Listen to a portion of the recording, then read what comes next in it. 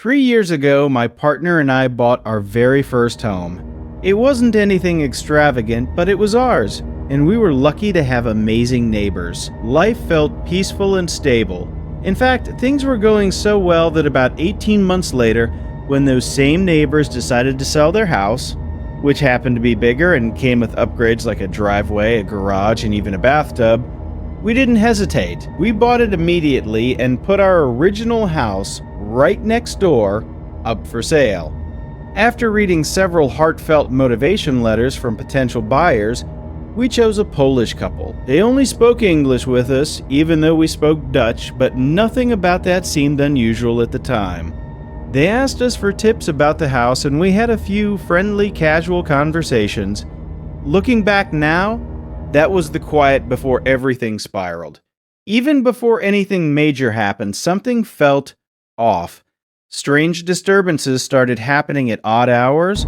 Out of nowhere, late at night, we'd hear heavy banging or extremely loud music blasting through the walls. It wasn't constant, but it was enough to make us uneasy, like we didn't really know who had moved in next door. The first real red flag came when the neighbor returned home with severe damage to both sides of his car. It looked like he had scraped along something at high speed, on both sides. When we asked what happened, his explanation didn't make sense. He said one side was from hitting a concrete pole and the other from a trailer taking a turn too wide. It didn't add up, but we chose to believe him anyway. Then one evening around 6 p.m., the neighbor called us in complete panic. He said there were people outside his house tampering with his security cameras and begged us to check and call the police. We looked, and sure enough, 2 men were actively breaking in. We called the police immediately, but it took them 20 minutes to arrive, and by then, the burglars were gone. The neighbor's wife came rushing down the street, parked abruptly, and ran inside, clearly frantic, checking on their small French bulldog and speaking with the police who had just arrived. Later, while walking my dog, I noticed something odd. The husband parked his car 3 streets away and walked back to the house, almost like he didn't want the police to see his vehicle. At the time, I didn't think much of it, but when we reviewed our doorbell footage later, we saw something disturbing. One of the burglars had been standing outside beforehand, calmly discussing, in Polish, which house to target. Nothing was stolen. No suspects were caught. I told the police it felt staged, like a setup, but I never heard anything back. A week later, I was at a housewarming party when my partner texted me, "The music next door is insanely loud again." A few minutes later, he called me, and this time he sounded terrified. The neighbor's car had just driven straight through our front garden and crashed into their own front door. 2 men were frantically loading the car with expensive electronics, flat-screen TVs, professional speakers, and other high-end equipment. They looked like the same men from before. This time, the police arrived in just 7 minutes. They caught the men in the act while they were still loading the car. When asked for identification, they claimed they didn't have any. Then things got even stranger. The driver looked directly at the officer and claimed to be our neighbor, using his real name. But here's the problem. In the 9 months they had lived next to us, our neighbor had never spoken Dutch. This man spoke it fluently, albeit with a thick Polish accent. Once they realized they'd been exposed, they sped off, triggering a high-speed chase through our quiet neighborhood until the police managed to stop and arrest them. But it wasn't over. My partner could still hear movement inside the neighbor's house. Officers went back in and pulled out a 3rd suspect. While we were inside our own home reporting damage with an officer, the doorbell rang. We turned, and there stood the real neighbor. He was barely recognizable. His face was swollen and covered in blood. One eye was completely shut, his mouth torn, and his arm hung limp, covered in what looked like defensive wounds. He looked aggressive, unstable, and completely broken. The officer tried to help, but the neighbors refused to cooperate or file any report. Without his statement, there was nothing the officer could do but let him go back inside. Later that night, he came back to our door. Shaking, he confessed that he had cheated on his wife and claimed she had sent people to kill him. He begged to stay with us. We refused. We were terrified and didn't want to be involved. My partner offered to drive him to the hospital instead, which we did around 10:30 p.m. We told him we'd be staying somewhere else that night, but we didn't. We went home, locked everything, and stayed inside. Around 1 a.m., our dog began growling, the specific low growl he only uses when someone is at the door. We checked the camera. It was him again. He was standing on our porch, ringing the bell repeatedly. We stayed silent, watching in the dark. Then headlights appeared. A car turned onto the street. He panicked, jumped off the porch, and hid behind our cars in the driveway. Watching this bloodied man crouched in the shadows outside our house was deeply unsettling. The car stopped. A woman stepped out. His wife. She walked toward her door, paused, then looked toward our driveway. She saw him. We held our breath. She approached, and as she stepped under the streetlight, she let out a deep, haunting wail. She cried uncontrollably, asking him questions. He said nothing. Her sobbing echoed through the empty street. Eventually, they both got into the car and drove away. We didn't see them for 3 days. We didn't even know what happened to their dog. When the wife finally returned alone, she found the dog and told us she didn't think she would ever see her husband again. Whatever the truth was, drugs, debts, betrayal, I realized something. I didn't want to know. This all began back in 2017 when I moved into a new house in the suburbs of Montreal, Canada, with my parents and my little sister.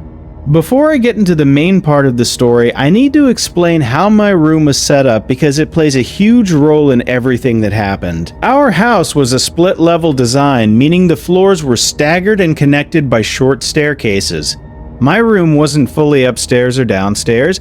It sat right in between at ground level. One wall was shared with the garage, and the opposite wall had a large window that looked out into the backyard. At the time, the window had vertical plastic blinds, but several panels were missing. Even when they were fully closed, there were gaps where I could still see outside.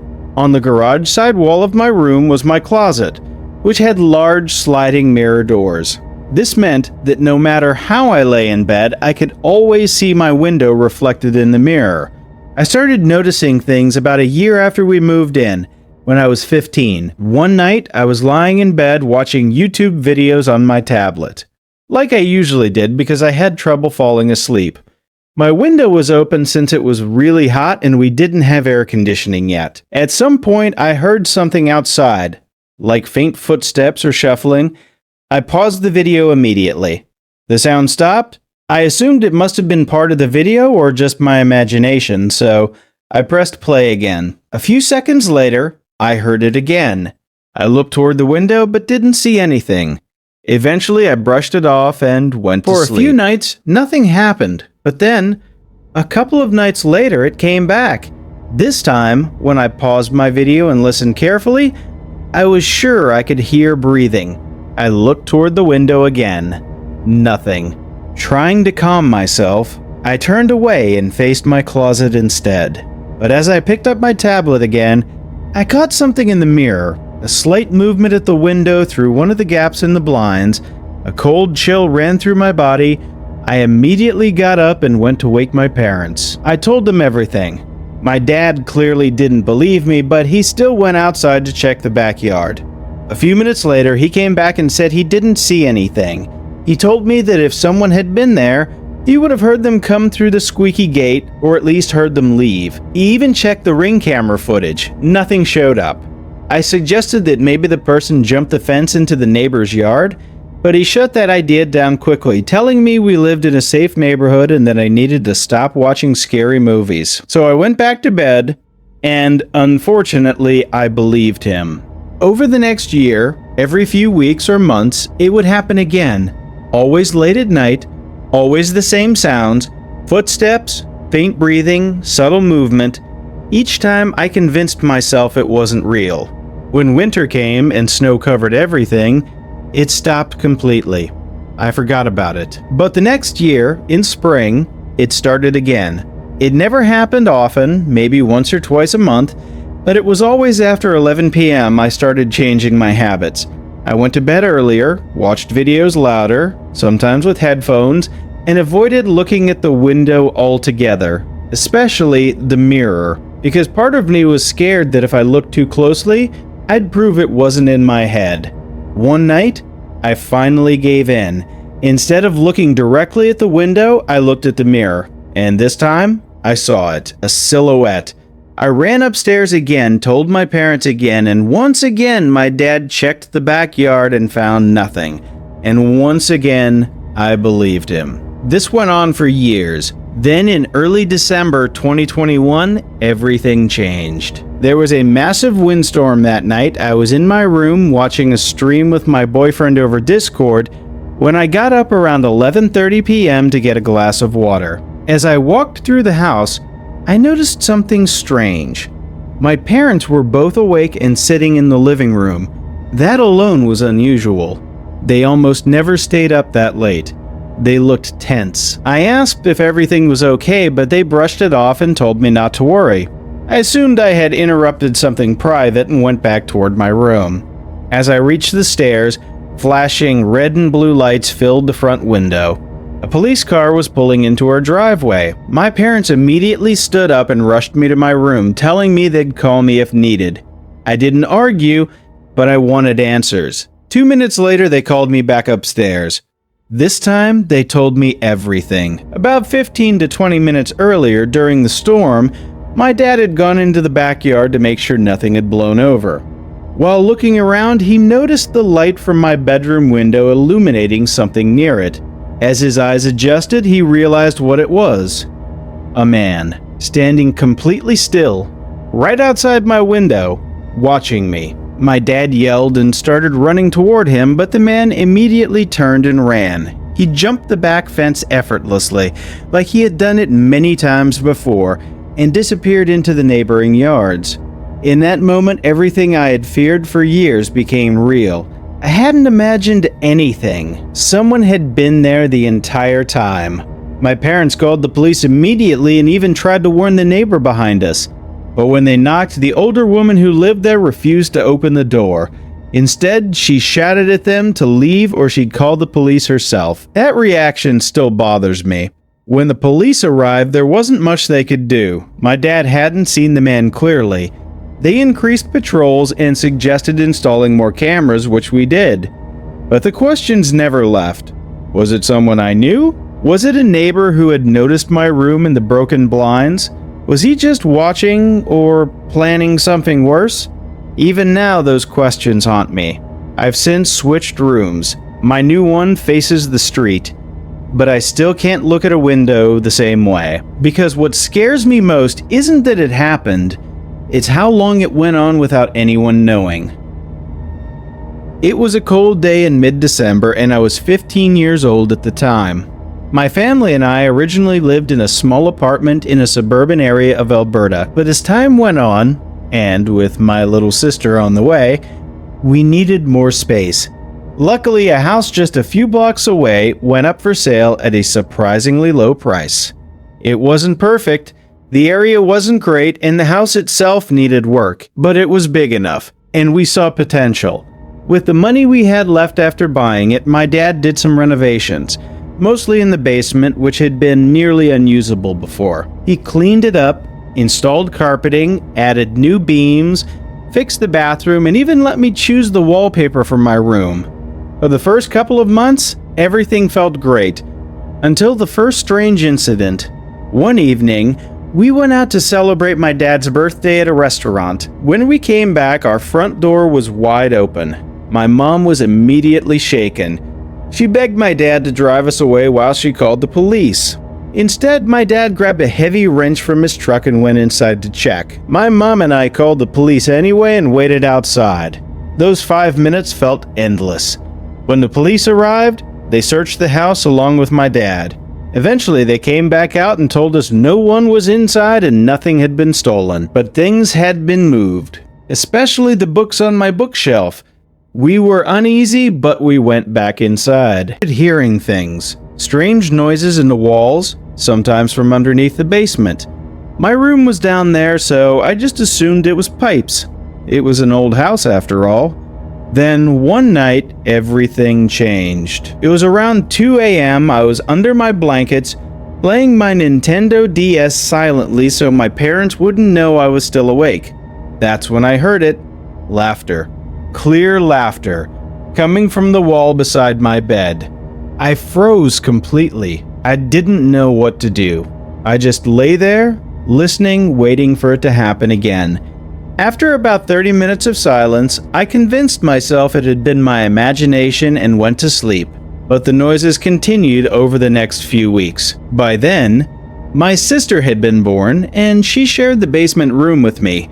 My mom trusted me to look after her at night, though we had baby monitors set up, one in the living room and one in the kitchen. One night, my parents went out for a late dinner, leaving me in charge. I was upstairs watching a movie when I went into the kitchen for a snack. That's when I heard it. From the baby monitor, footsteps. Heavy footsteps. My heart dropped. Then my sister started crying, and I heard something else. A faint shh, followed by a loud crash. Without thinking, I ran upstairs to my parents' room and grabbed my dad's rifle. It was locked and unloaded, but I didn't care. I planned to pretend it was real and use it if I had to. I went down to the basement slowly, trying to stay quiet. My sister was crying in her crib.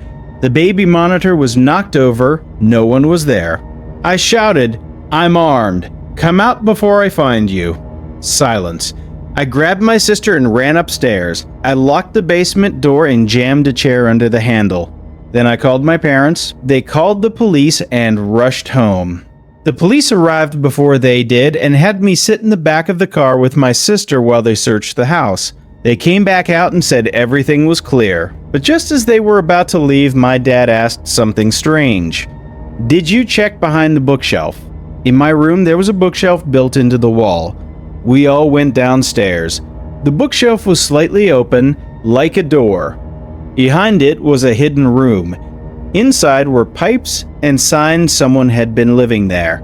Food wrappers, a missing cup, lotion, a switchblade, and a partially eaten apple. Someone had been inside our house, living there. The police said whoever it was likely escaped through the basement window while they were outside with us. They didn't think the person would return now that we knew, but that wasn't the worst part. A few days later, I went back inside the hidden room, and I found a small hole in the wall. When I looked through it, it pointed directly at my bed. They had been watching me, sleeping, changing, living my life. Everything. I'm an adult now, living in my own apartment with my boyfriend, but my parents still live there, and even now, I can't stop wondering if that person ever really left.